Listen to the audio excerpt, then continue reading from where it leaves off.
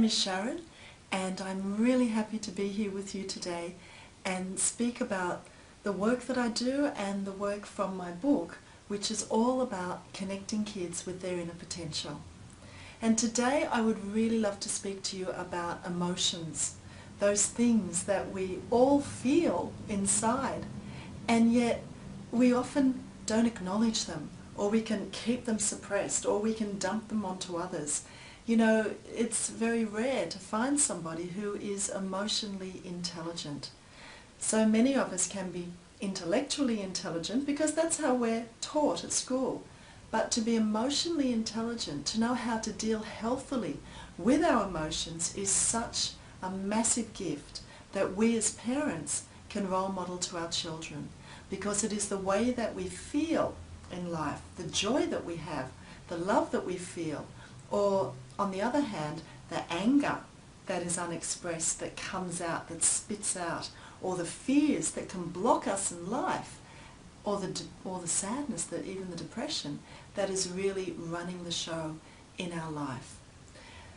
And you know, how we are as parents is reflected right back to us by our children.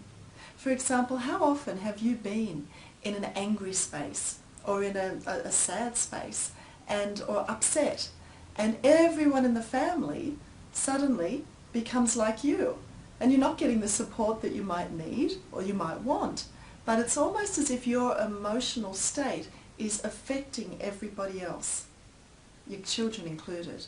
And in the same way, when we are feeling joyful in ourselves, when we're feeling open and free within ourselves, then we are reflecting that same quality out to our children. And they will then start to incorporate that into their lives as well.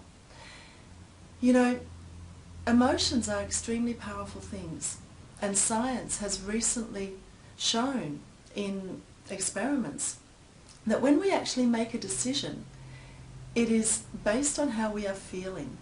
You know, we all imagine that when we make a decision, it is a rational, analytical response that takes place to make that right decision. But science has shown that it is an emotional response, and it is the limbic system, which is the emotional primal part of the brain, that actually decides. And then the rest of the brain lights up to justify that decision that has been made from the emotional body.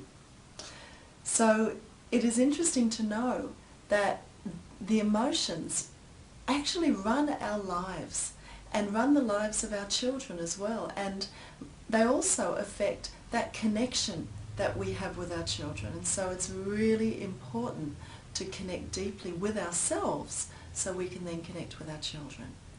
So if you're feeling happy, be the joy. If you feel in a silly mood and you want to have fun, go and play with your child. Connect in that silliness, in that playfulness, in that light-hearted space. And if you're feeling a lot of love and gratitude for this beautiful little being that is in your life, then show them that. Share that.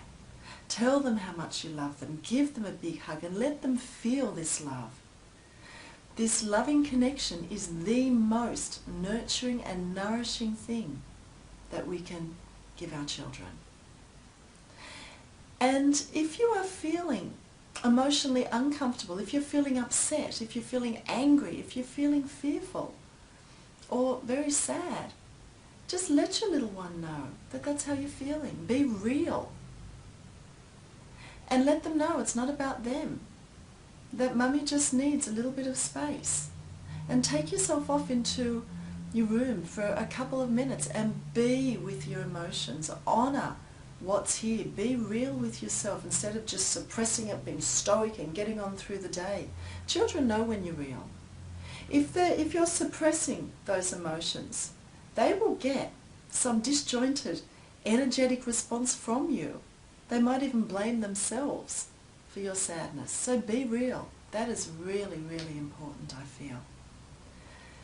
And if you don't have time to actually go and take yourself away for a couple of minutes, honour yourself at the end of the day and And when the little ones are in bed, just take the time to be with yourself and to sit with those feelings and to honour that part of you.